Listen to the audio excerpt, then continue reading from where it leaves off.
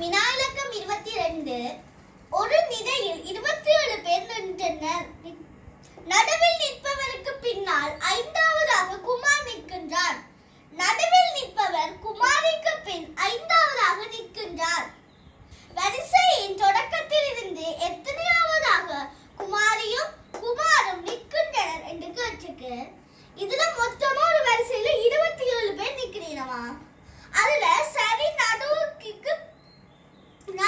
நடுவுக்கு நிற்பவர் பின்னால் ஐந்தாவதாக இருக்கிறோமா?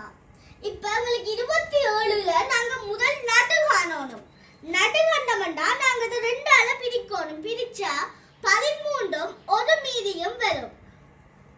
இப்ப 13 ஒரு மீதியும் என்றா இஞ்சால பை முண்டு இஞ்சால பை முண்டு இருக்கும். அந்த நடுவுல வர ஒன்று தான் நடு. அப்ப 13ஓட ஒன்றை கூட்டினோம்னா 14 தான் நடு. இதுல கேள்வி நடுவில் நிற்பவருக்கு பின்னால் ஐந்தாவதாக குமார் நிற்கின்றார். நடுவில் நிற்பவர் 14 அதுக்கு 5 பின்னுக்கு குமார். 14 1 2 3 4 5 இதுல குமார்.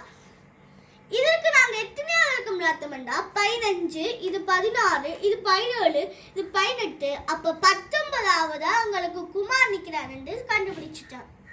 இனி அடுத்தது குமாரி நடுவில் நிற்பவருக்கு அஞ்சாவது முன்னுக்கு நிக்கிறாவா. அவ முன்னுக்கு 1 2 3 4 5. இனி பார்த்தோம்னா 14க்கு முதல் 13, 13க்கு முதல் 12, 12க்கு முதல் 11, 11க்கு முதல் 10, 10க்கு முதல் 9. அப்ப இதுலதான் குமாரி நிக்கிறா. இப்ப நாங்க குமாரும் குமாரியும் கண்டுபிடிச்சிட்டோம். இனி நாங்க முறையே தான் கொடுக்கணும். அப்ப முறையே கொடுக்கணும். குமாரியும் குமாரும் முதலாவது நாங்க குமாரியத்தான் கொடுக்கணும். குமாரி 9வது ஆளாவும் குமார் 19வது ஆளாவதும் நிற்பார். அப்ப இதுக்கு விட 9ம் 19ம்